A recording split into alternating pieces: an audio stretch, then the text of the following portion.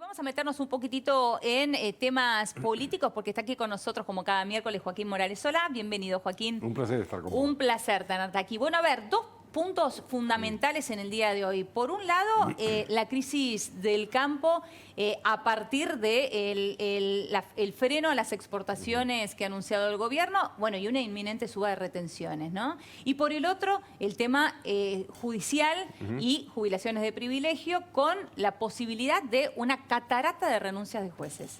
A ver, veamos en el orden que vos lo señalaste. Primero el tema del campo. Yo creo que ahí sí las versiones que están actualmente circulando y muy firmes, porque el gobierno ha tomado una decisión ya concreta, que es cerrar un poco las exportaciones hasta los anuncios.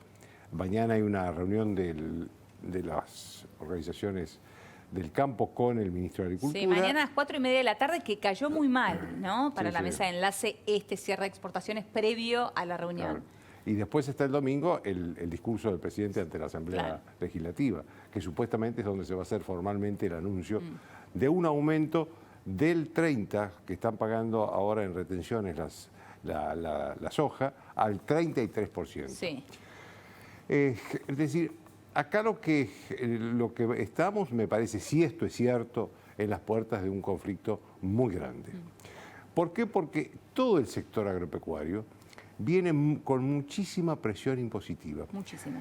Fíjate vos que hay un informe reciente de economistas que hicieron un trabajo muy serio para las organizaciones del campo, y lo que señalan ahí es que por impuestos directos o indirectos, por ejemplo, la soja está pagando, con lo que venía ya, con el 30%, estaba pagando este año el 94% de impuestos brutos. Sí.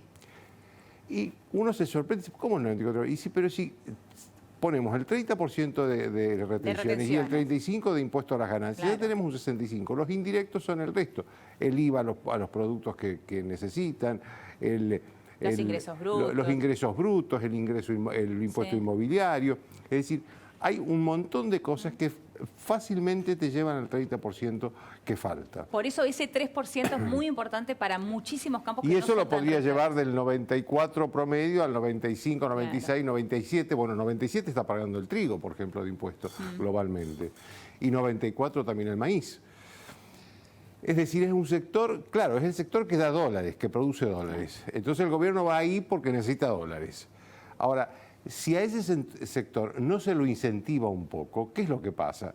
Deja de invertir, porque además no tiene margen para invertir, deja de gastar, porque tampoco tiene margen para gastar. Entonces tenemos un sector que potencialmente podría darle muchos dólares al país, que lo que hace el Estado es acaparar los dólares que tiene ese sector y dejarlo en una situación, yo diría, de languidez, de decir, bueno... Desincentivar, absolutamente. Claro, vivimos con lo que hay y ya está. Claro, A mí me parece muy grave, sobre todo porque además venimos de una serie de ajustes que han sido a los sectores, sobre todo, más intensivos de la economía.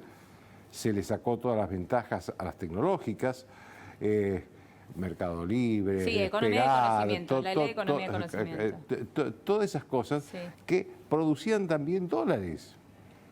Y producían muchísimo trabajo. Es cierto. El impuesto del 30% no solo es al turismo, también es a las compraventas de viviendas, propiedades, y por lo tanto ese sector y el del turismo, las agencias de turismo, también ha decaído.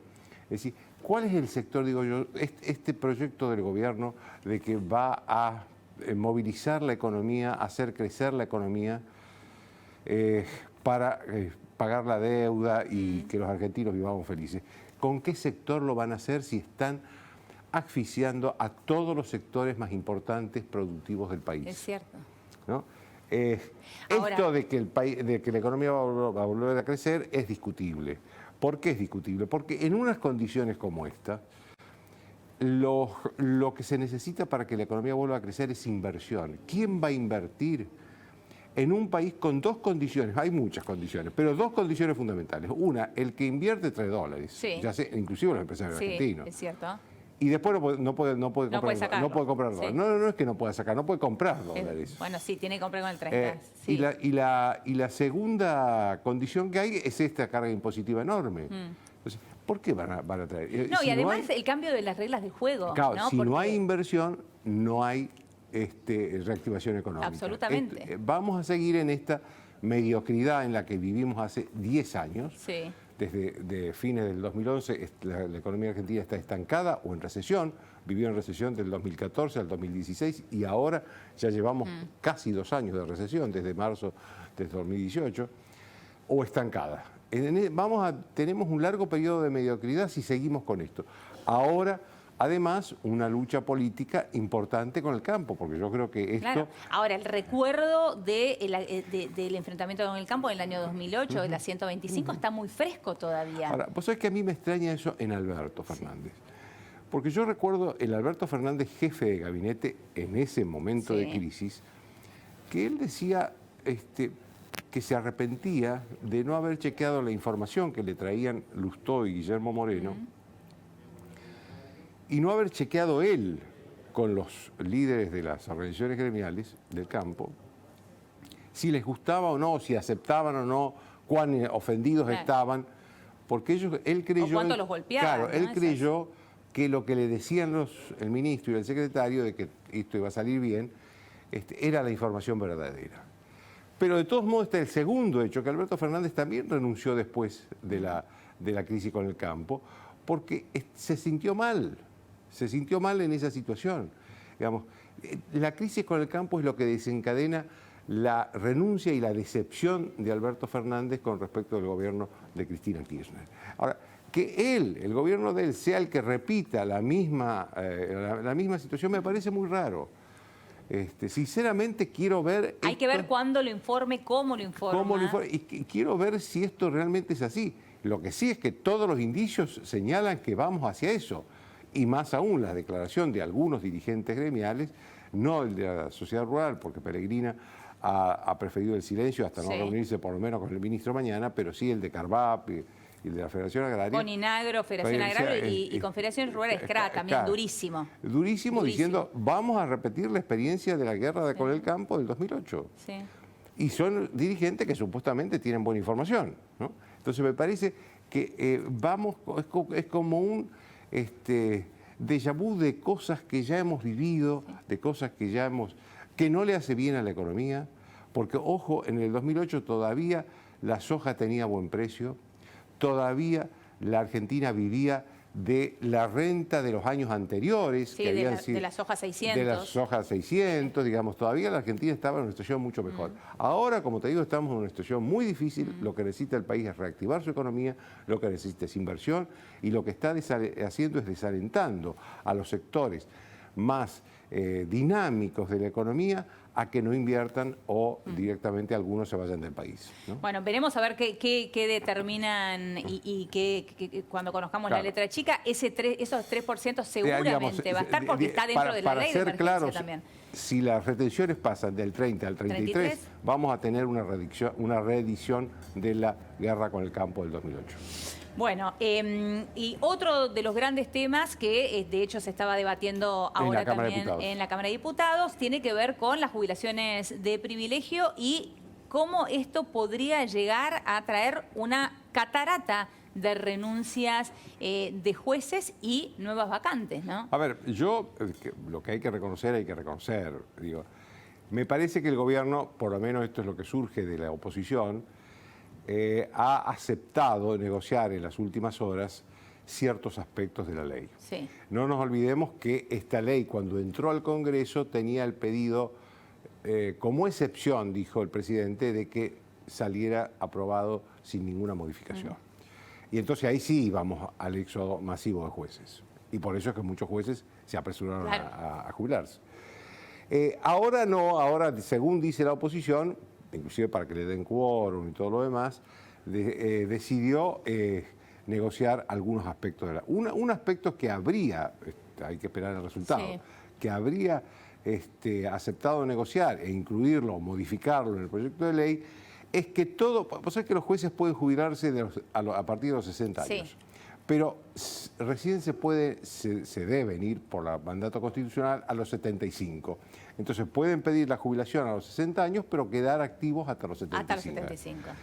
Lo que la ley va a decir, o lo que la oposición estaba intentando y parece Sí. que el gobierno aceptaba, es que el juez que con más de 60 años que haya pedido la jubilación antes de la promulgación de esta ley va a poder quedarse hasta los 75 con los mismos beneficios que tenía con el régimen jubilatorio anterior.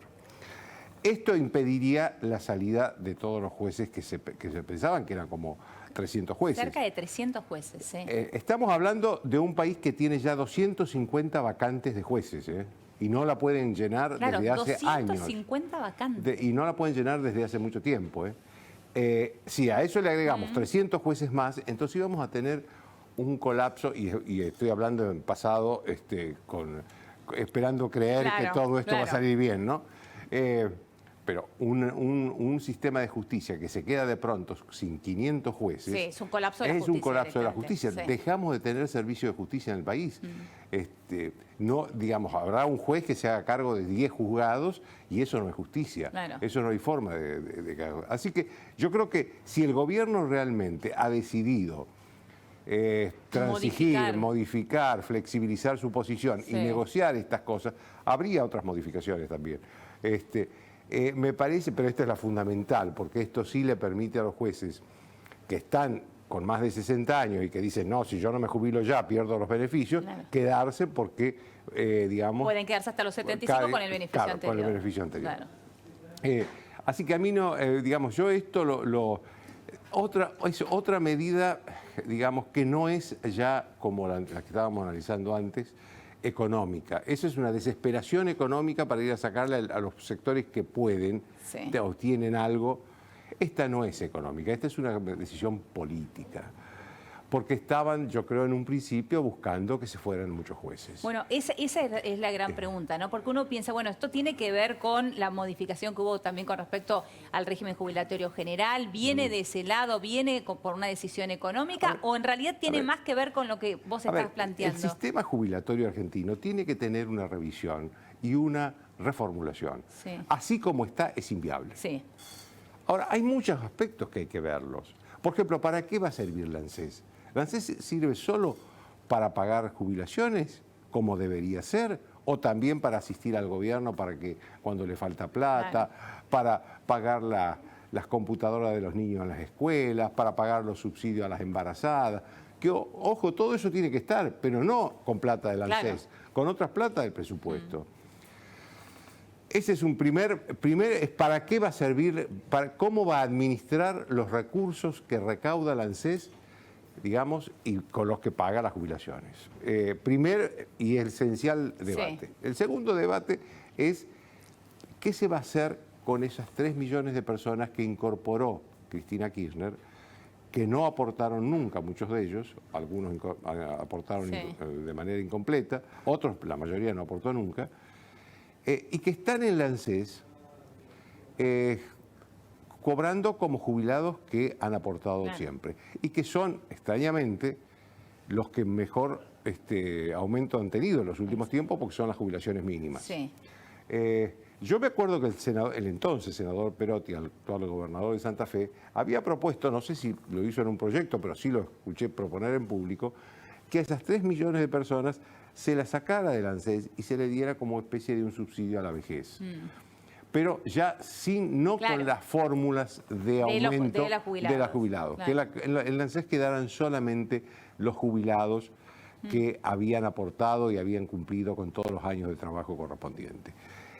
Ese es otro, digamos, si no se ve todo eso, es difícil entender que sea solo el problema económico lo que lleva a un pequeño sector de los jubilados, como son los jueces y fiscales y funcionarios, altos funcionarios de la justicia, a meter la mano ahí y no en una reconversión global del sistema previsional argentino.